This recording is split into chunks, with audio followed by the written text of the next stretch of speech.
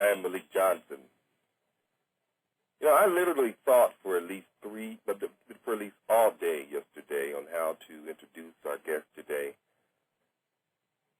and I didn't come up with anything satisfactory. But I'm going to say without any reservation that there are simply no words to adequately describe the magnitude, humanitarian effort, the outspokenness, the determination, and piercing savvy of our guest today. George Galloway is a Scottish politician, currently the Respect Member of Parliament, a political party that he in part founded after he was expelled from the British Labour Party in October 2003 for opposing the invasion of Iraq. George Galloway, the leader who has demonstrated compassion for those who have been oppressed, he's basically pointed out the flaws in government policies in the world, and he has stood up for those who didn't have a voice. I want to say, Mr. Galloway, and I hope that I can call you Mr. Galloway, it is an absolute and complete honor to be in your presence and to speak with you. Well, I'm extremely grateful for that generous introduction, but the pleasure is all mine, really. I have many friends in the United States, and many of them listen to your show, so it's an honor for me to be on it.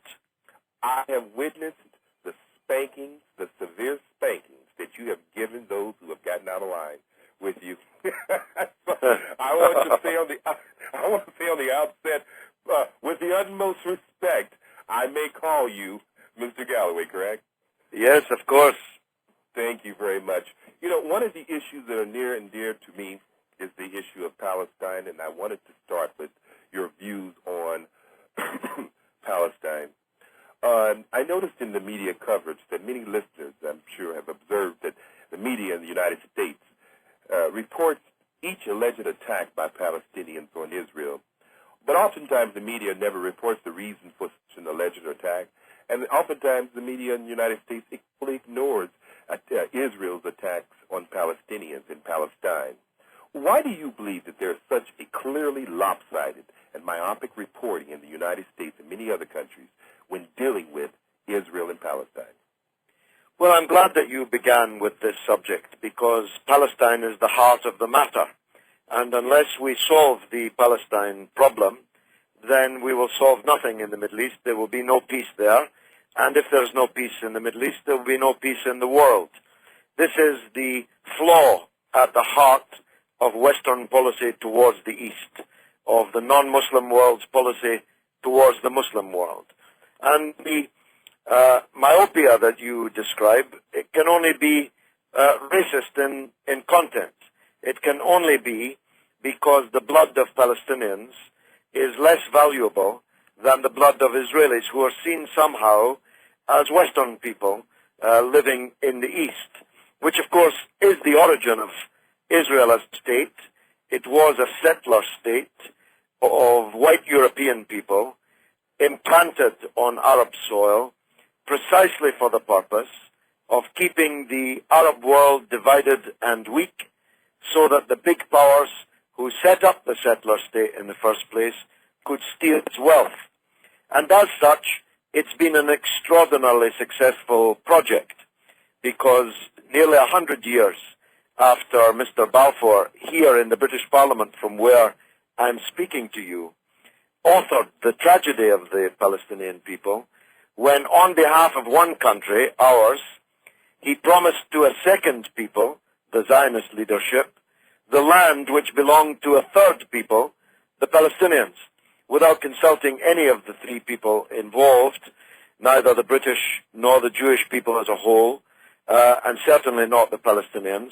And the tragedy in 1917 was written, and everything else has been, as Mr. Churchill described it, a descent down a bloody staircase to hell. And I'm afraid we're not at the bottom of that staircase yet. I give you this example. When the Palestinian family were blown apart on the beach at Gaza by a shell fired from an Israeli gunboat in the Mediterranean, and it was captured live on television, the little girl, the last survivor of her family, staggering around in grief as the pieces, and I mean pieces, of her parents and her brothers and her sisters lay strewn around the beach. This film did not make it onto a single mainstream television program in either your country or mine. In mine, they showed some glimpses of the girl crying, but they didn't show what she was crying about.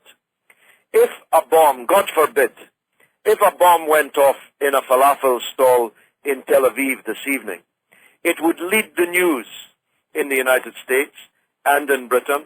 We'd know the names, addresses, we'd know everything about the victims, and it would be automatically assumed that Israel was justified in killing entirely unrelated Palestinians in retaliation for it. That's the double standard that we have on this question in the West, and in particular in the United States. You talked about the history momentarily, about how this all came about. What other facts about the Palestine-Israel conflict do you think listeners, especially in the United States of America, do not know and should know? Well, you know, the Zionist slogan was, a land without people for a people without a land. This presupposed two things. First of all, that French Jews were not really French and did not have a land. British Jews, American Jews, were neither British nor American, and they didn't have a land. Now, this was predicated upon the supposed inherent, intrinsic anti-Semitism in European civilization. Now, there was, of course, anti-Semitism in European civilization for hundreds of years, and periodically Jews were subjected to racist pogrom and attack, as other minorities have been from time to time. But the idea that a French Jew was not really French was itself a surrender to anti-Semitism, was itself a vindication of the anti-Semitic thesis that Jews were disloyal and not a part of the society in which they may have lived for many centuries. The second presupposition, which was equally false, was that Palestine was an empty country, when in fact it was a country populated by people called Palestinians, who had lived there for thousands of years. And if the Jews were to leave Brooklyn, London, Vienna, Moscow, and go to Palestine, they were going to have to take the land which was being lived on by the Palestinians. And this is the original sin. This is the heart of this conflict.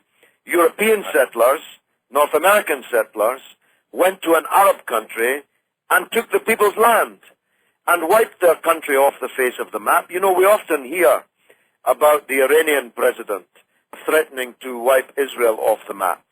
As a matter of fact, he never said any such thing. But of course, the only country that has been erased from the map is Palestine. Check your atlas if you don't believe me. And the Palestinian people, whose country was wiped off the map, were sent to the four corners of the earth as exiles, as refugees, where they have lived for more than half a century since.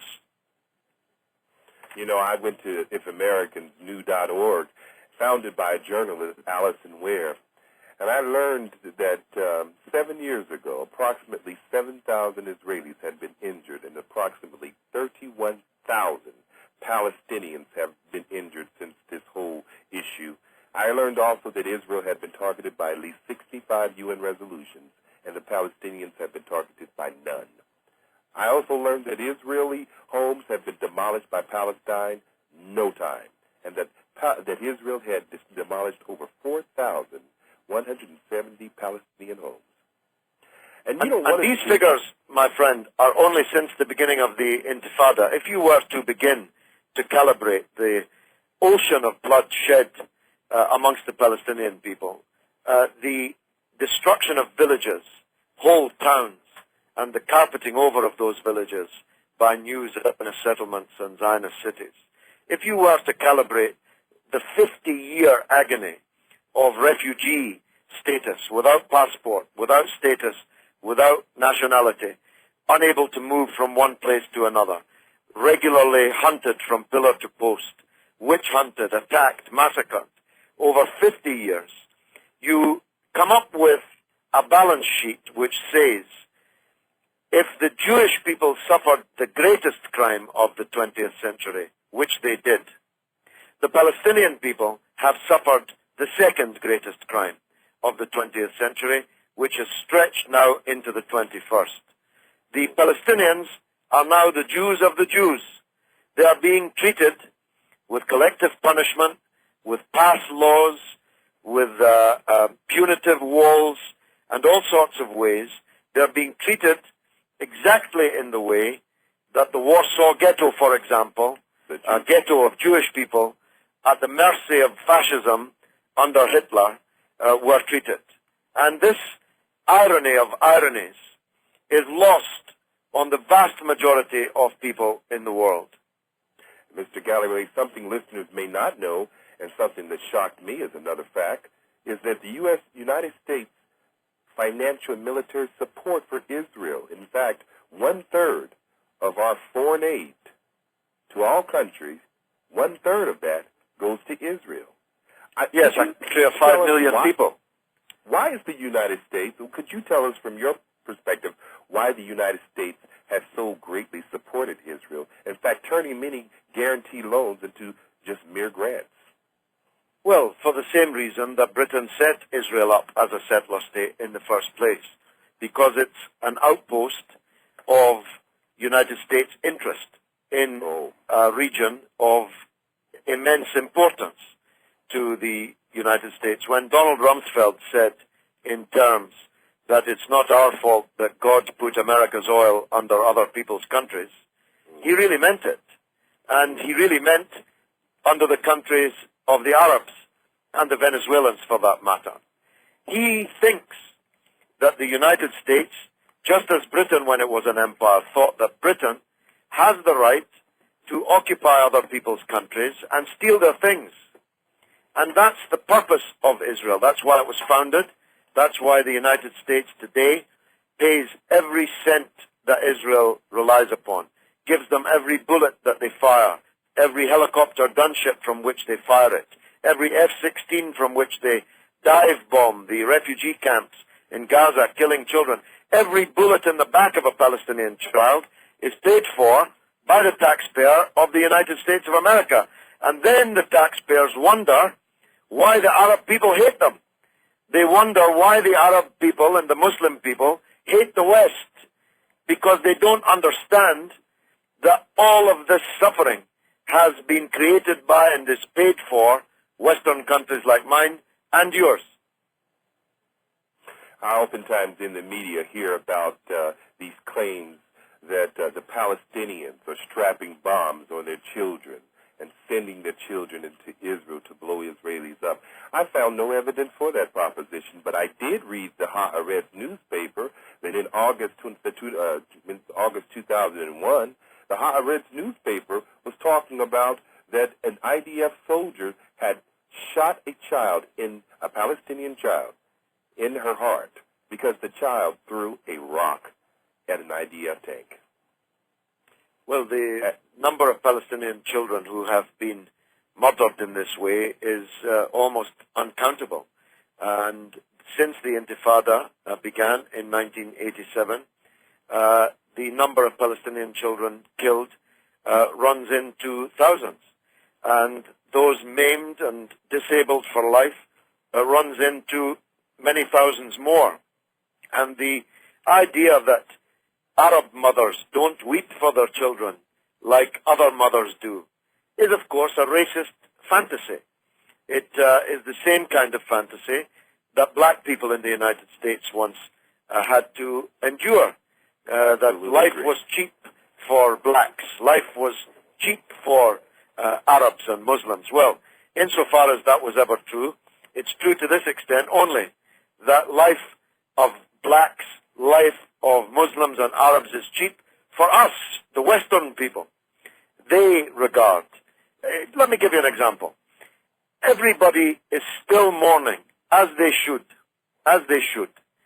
the less than 3,000 American citizens and others who were murdered in that atrocity on 9/11 in New York, in the Twin Towers.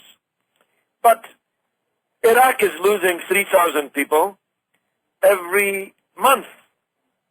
And nobody's mourning them. Nobody's counting them even. Nobody's holding memorial services for them. Nobody's building a monument to them. No one's recording their name anywhere. Because they're only Arabs. They're only Iraqis. They're only Muslims. That's the truth. You know, when Mrs. Bush said to Mrs. Blair, and it was broadcast on radio, that we must never forget those heartbreaking messages left by those American women on board those aeroplanes on 9/11. She was right, of course. But just because Afghan women don't have mobile telephones and don't have answering machines to leave messages to their loved ones, it doesn't make their deaths any less obscene, delivered from the sky, any less obscene than the deaths of those American women. This, to you and me, is a truth self-evident. But to the powerful people who rule our countries, it's not self-evident at all.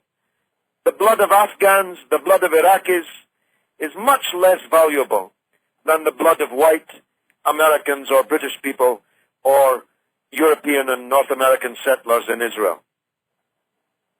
Given the current situation in Palestine, how do you think we could help the American people, the listeners? What do you think we should do to try to resolve the situation with the Israel-Palestine conflict?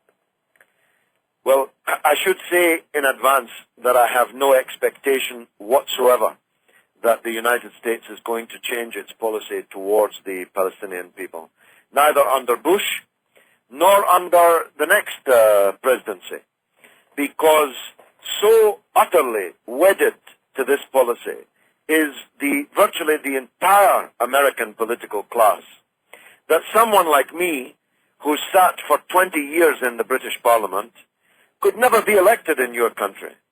And if they were elected and then they spoke like me, they'd be de-elected at the next election.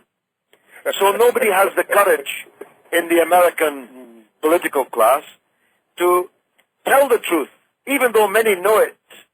Nobody has the courage to do it. Let me give you one example.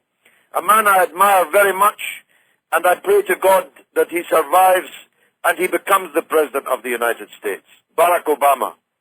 I'd love to see him as the President of the United States. And I tell people that on my radio show and on my television show. And then they send me the words he's spoken in front of Zionist organizations in the United States, which make my blood run cold. And he's the best American politician. He's the only progressive person with a chance of becoming the President of the United States.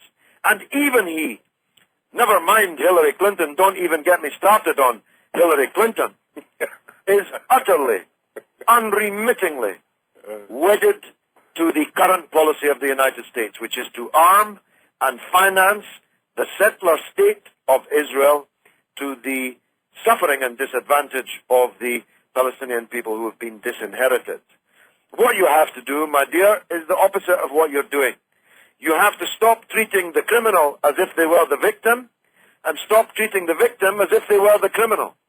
It's really as simple as that. The Palestinian people are like a man who's been knocked down in the street and everything stolen from him, and when he staggers to his feet bleeding and tries to pursue the person who robbed him, he's accused of being the criminal, rather than the criminal who knocked him down and robbed him in the first place. You know, some have claimed that the conflict between Palestine and Israel is an Israeli Holocaust against Palestine and Palestinians. You know, speaking of the Holocaust, you mentioned the issue of anti-Semitic and Semites. And I had done some research and discovered that many claim that you're anti-Semitic.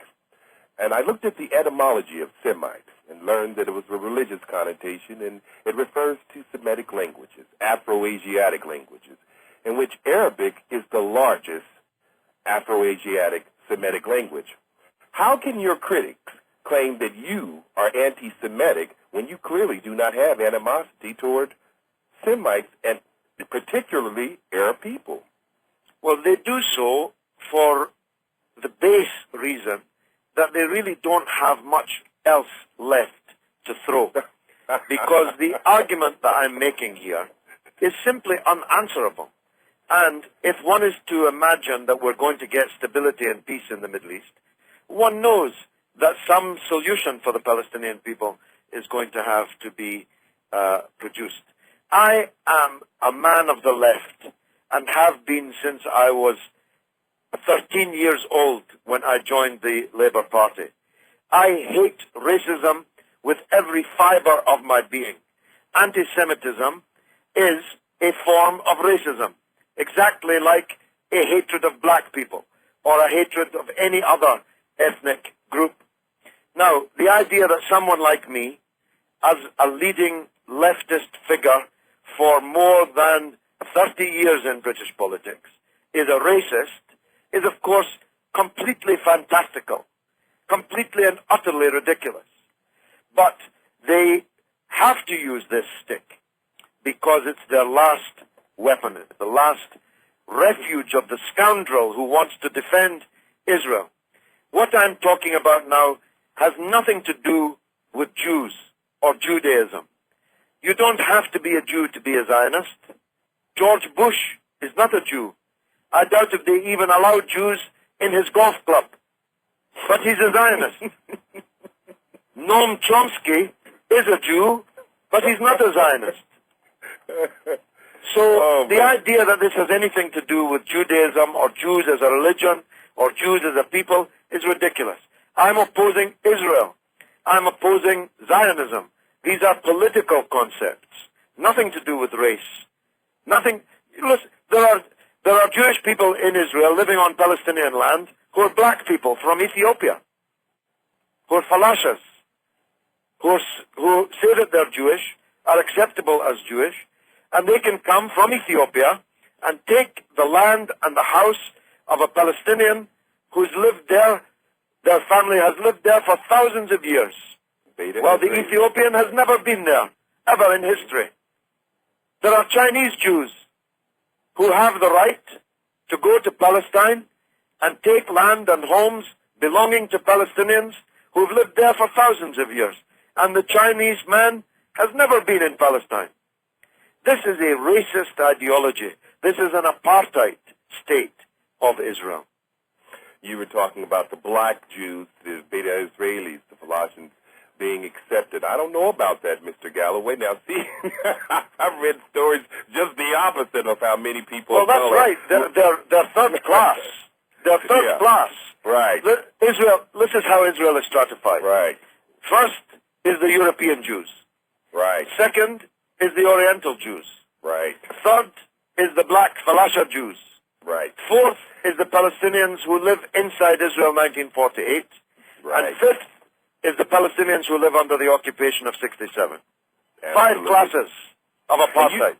And you were talking about the only last thing that they have is the anti-Semitic claim, and most Semites are actually Arabs. One of the other interesting things is kind of like when people throw out the term Holocaust denier.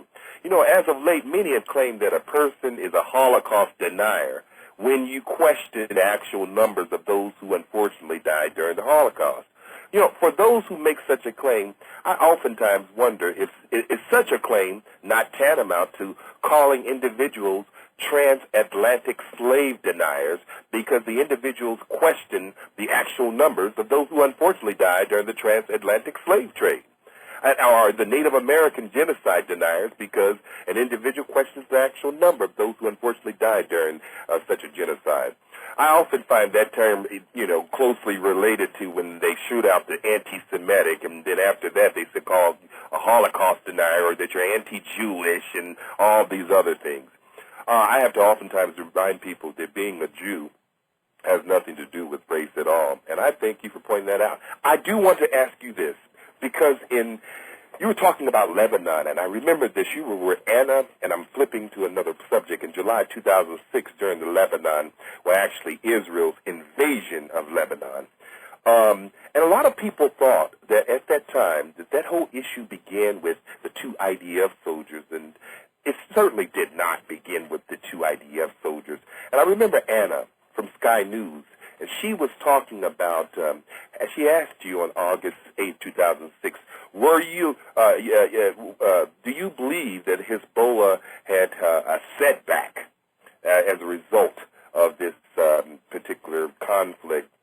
And you stated to Anna, you said, what a silly question. You said, what a silly person you are. Yes. How did Anna interview that one? How did Anna come to even think or imply that Israel was winning? That when Israel couldn't possibly destroy Hezbollah. In fact, Hezbollah is stronger now than Hezbollah was before. Yes, and the Israeli government is weaker than it's ever been before. The current Prime Minister currently has opinion polls standing of 5%, the lowest in Israeli political history.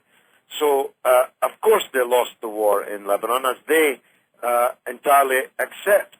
If you read the Israeli press, you listen to the chatter in their army chat rooms and so on, you know that they accept that they lost the war in Lebanon. That doesn't mean they're not going to try again. And indeed, last Sunday's Israeli press was full of talk of another war next month in July in the Lebanon. And maybe also an Israeli attack on Iran. Maybe an Israeli attack on Gaza to try and crush the Hamas movement there. Israel is constantly on a war footing. The United States constantly weaponizes it for such a war footing. And that's the fundamental problem, I'm afraid. Amazing. I also want to mention, because people are in the audience and they want to speak to you as well. They like to question, call in and question, offer you some questions to you. But on May 17th, and this is another issue, 2005, you were before the United States senators, in which some had accused you of profiting from Iraq oil dealings as a British MP. You responded to the senators' claims that they were the mother of all smokescreens. In fact, during the hearing, Senator Levin was discussing illegalities, and you interjected. You said, "Please, Senator, you supported the illegal attack on Iraq. Don't talk to me about illegality." Yes. And then Senator Levin, wanted. I found my wings that day, and when I came out of the Senate building, a black janitor said to me, "Way to go, man! You sent George Bush back to his ranch." And then I knew I had a triumph on my hands. I swear, when you were during that hearing, I could hear people on the left, minorities throughout the United States, myself. We just jumped up. You know, it really even hit home when you said, Senator Levin wanted to return a question to you, and you said, if he wanted to talk about illegality, and you asked him, do you want to talk about illegality? And Senator Levin said no. And I was thinking to myself, this is the end of this. But you kept on. You said, you know, you launched an illegal war, which you're absolutely correct, which has killed over 100,000 people, which is more today. And you told him, you want me to be troubled? I said, this is a TKO. I knew that you had boxing, but I said, I could tell you were trained in boxing. It's funny, brother, it's funny that you should say that, because I was a boxer, and I know from experience, when you're in a boxing ring, there comes a moment when you can tell from the eyes of your opponent that he has lost the will to fight, that he wishes he was not there, that he wishes the bell would ring. And I saw that look in the eyes of Levin and Coleman. Coleman started that day as a presidential hopeful, but he didn't end the day as a presidential hopeful. And by the way, when he's up for election in Minnesota next, I'm coming there. I'm going to hunt him, like Muhammad Ali hunted Sonny Liston for the fight. I'm going to go around with a net to try and catch him. I'm going to spank him. You know, I had never seen or witnessed an international figure come into our house so calm and collected as you pleased. You spanked our representatives, and you left our house as calm and collected as you came in. I said, my goodness. And, you know, that's one time I think everybody had to take notice to who you were and who they were dealing with. They were really not, they simply could not match you. As George Bush would say, they misunderestimated me. Out of curiosity. Oh, I have to get to the callers because everybody wants to ask you a question. In fact, I'm going to go ahead and start the calling if you don't mind, Mr. Galloway. No, go ahead. There is a Cindy from England. She has a question for you, Mr. Galloway. Cindy, come and please ask your question to Mr. Galloway. Hello? Oh, hello, George. What Hi, I'd like Cindy, to know, hi. George, is what you think about Tony Blair getting the new peace envoy job.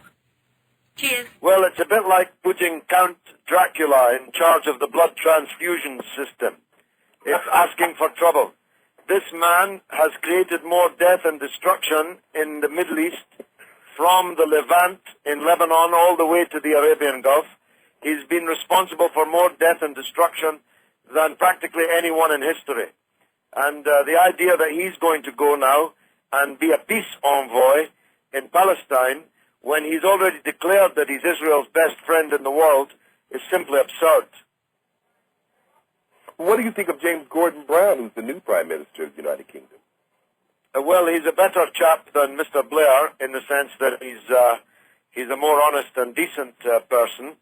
He's not a liar, and he hasn't yet been directly responsible for war crimes like Mr. Blair. But I'm afraid that it's a bit like, as I put it, two cheeks of the same backside, two cheeks of the same ass. I don't think there'll be much difference. Mr. Galloway, in very raw, very piercing terms, what do you think of George Bush? Well, I feel sorry for the people of the United States that such a man should be their leader.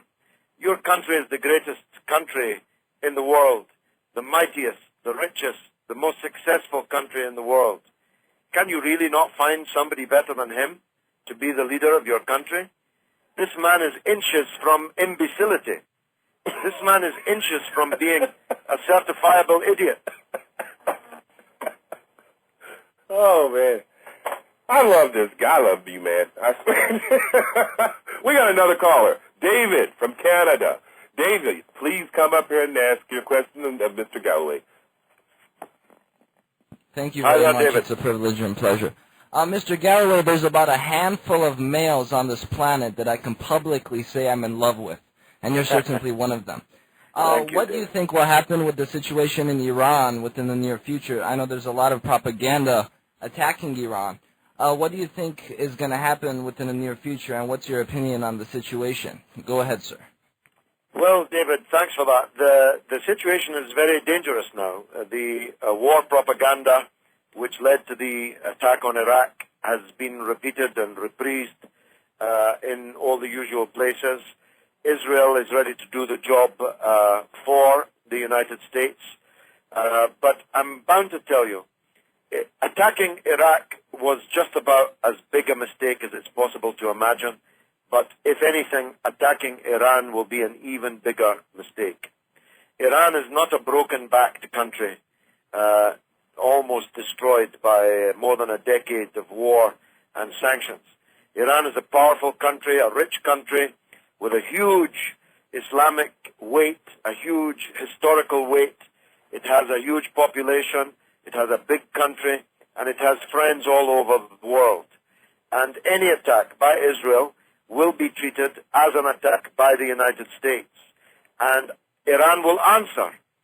She will answer, first of all, in Iraq, where Bush and Blair, the idiots, have made Iran top dog. And Iran is in a position in Iraq to set the ground on fire underneath the British and American armed forces there. She will answer in the Gulf, in the satrapies, in the corrupt kingdoms of the Arabian Gulf. She'll set them on fire. And you won't be worrying about oil at $60 or $70 a barrel. You will not be able to buy oil at $500 a barrel because the oil fields will be on fire. She will answer in Lebanon with her friends there. She will answer in Palestine with her friends there. And she will answer in our own countries. Let's be clear about this. If Iran is attacked by Israel and or the United States, which as I say is the same thing, Iran will answer. The days when you could go out and attack people and they didn't hit you back are gone now.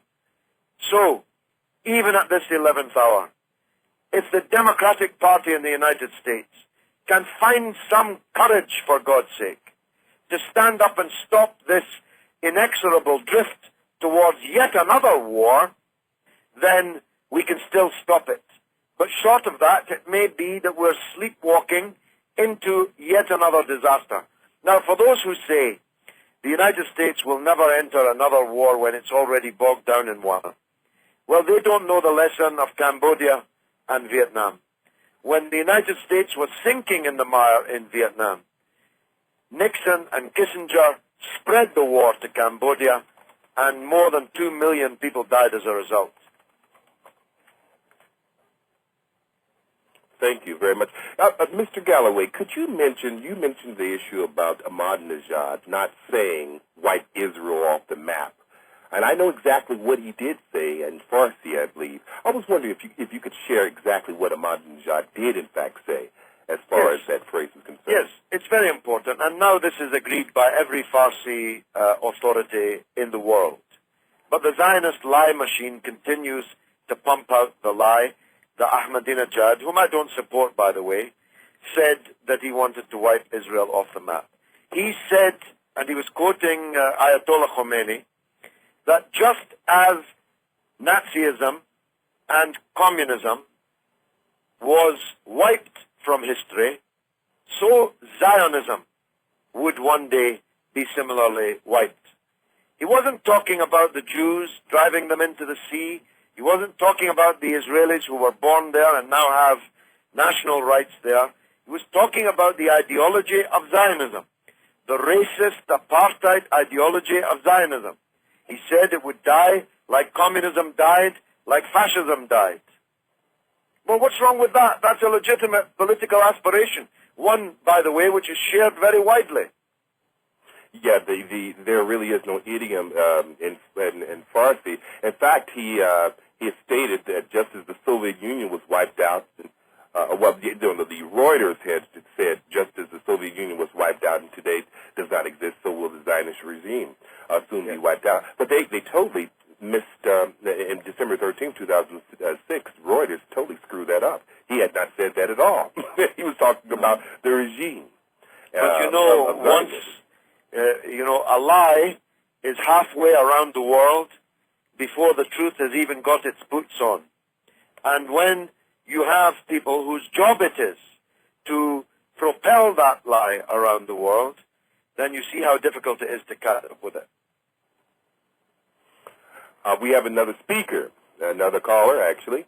Caller, Mohammed Hosni from Cairo. Mohammed, please come to the mic and ask your question to Mr. Galloway. Hello, Mr. Galloway. What I'd like to know, please, is don't you think when the U.S. and the British government talk about eliminating terrorism, they're actually spreading it by saying we target Islamists and that we're in an ideological crusade and that we should kill extremists, meaning Muslim people? Don't you think by this and by Abu Ghraib and Guantanamo Bay, they're actually spreading it like a domino rather than containing it? Yes, I of course accept that, absolutely. I said in Parliament here just 4 days after 9/11, I said if we handle this the wrong way, we will create 10,000 new Bin Ladens. And in fact, that was a serious underestimation. We have created hundreds of thousands of new Bin Ladens. Bin Laden, by the way, who was once an American agent, who was given weapons and money and moved around the world serving American interests on the immoral principle that my enemy's enemy is my friend. But actually, your enemy's enemy isn't always your friend. Sometimes your enemy's enemy is worse than your friend. There was a question someone had posed to me earlier today. Steve from New York asked a question about Tony Blair's accomplishment in Sierra Leone. Well, what do you think of that? What did he accomplish in Sierra Leone? This is just imperialist propaganda with Africa as the white man's burden. Tony Blair supported one group of diamond thieves against another group of diamond thieves. That's all. Oh. Just as in Afghanistan, he supported one gang of warlords against another gang of warlords. The only difference being the gang of warlords he supported have multiplied heroin production in Afghanistan by 900% since we put them in power.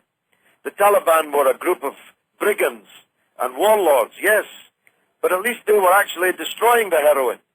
Our brigands and warlords are vastly increasing the supply of it, and the result is to be found on the dark stairwells of the Bronx and of Glasgow and of London. Absolutely. I agree. Jansen, there's another caller, Jansen from South London. Please ask your question of Mr. Galloway. Greetings, gentlemen. Hello, big lad. Hi there. It's quite a simple one. As respects to Brown being our new Prime Minister, where do you see our relationships with the US, with South America, with the East going? And is Brown old boy network? Thank you, George. Well, as I say, they're two cheeks of the same ass. They are responsible for all of this, and they are co-conspirators in all of this. The only point I'm making is that Brown is at least on a moral level of a different order to Mr. Blair. And whilst we had no chance of a change of policy under Mr. Blair, at least now that we have a new Prime Minister and a new Foreign Minister, there is an opening, there is a possibility of a change. And that's what we're fighting for. Thank you, Jensen from South London. Here, and there's another caller, Jalal. Jalal from Australia. Please ask your question to Mr. Galloway. Okay, thank you, Mr. Galloway. It was a real pleasure listening to you, as always.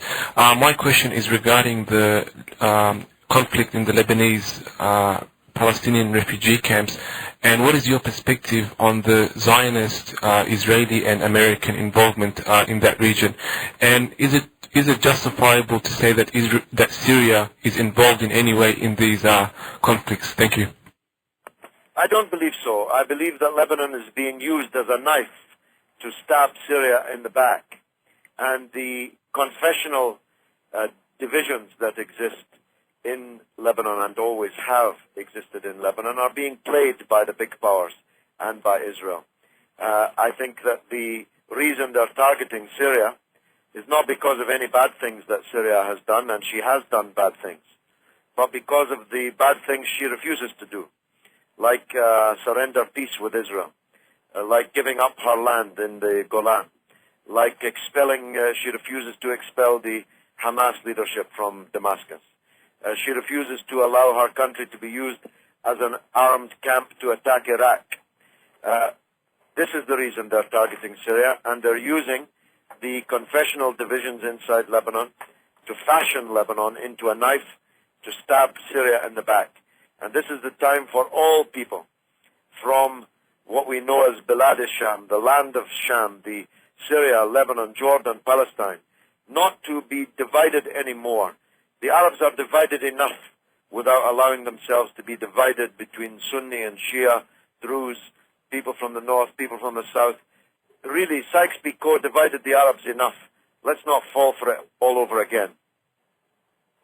Thank you, Jalal from Australia. We have another caller, Carola, I believe, from Sweden. Please come up and ask your question, Mr. Galloway.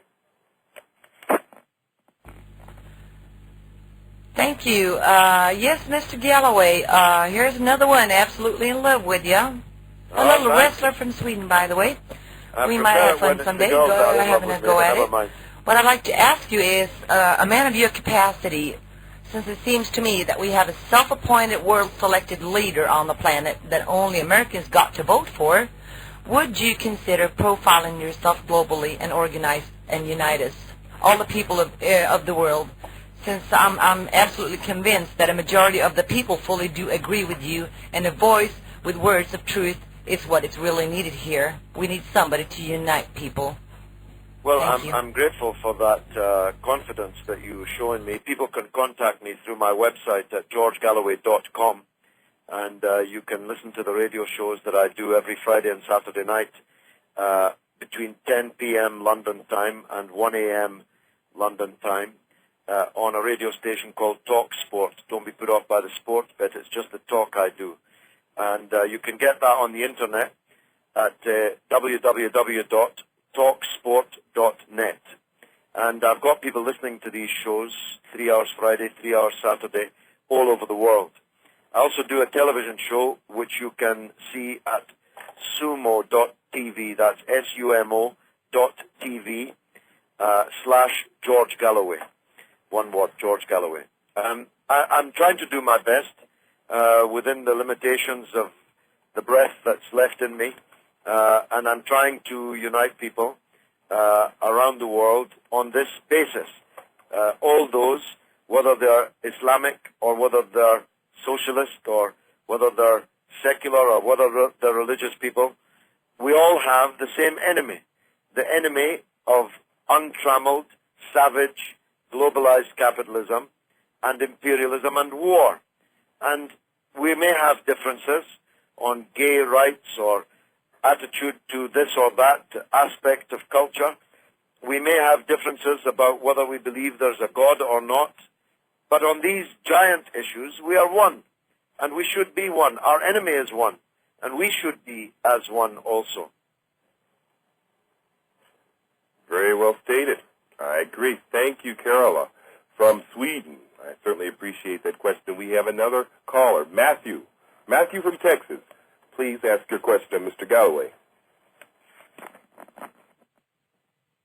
Mr. Galloway, I was wondering, what do you think about free speech throughout Europe with Mr. David Irving getting jailed for pretty much speaking his own mind?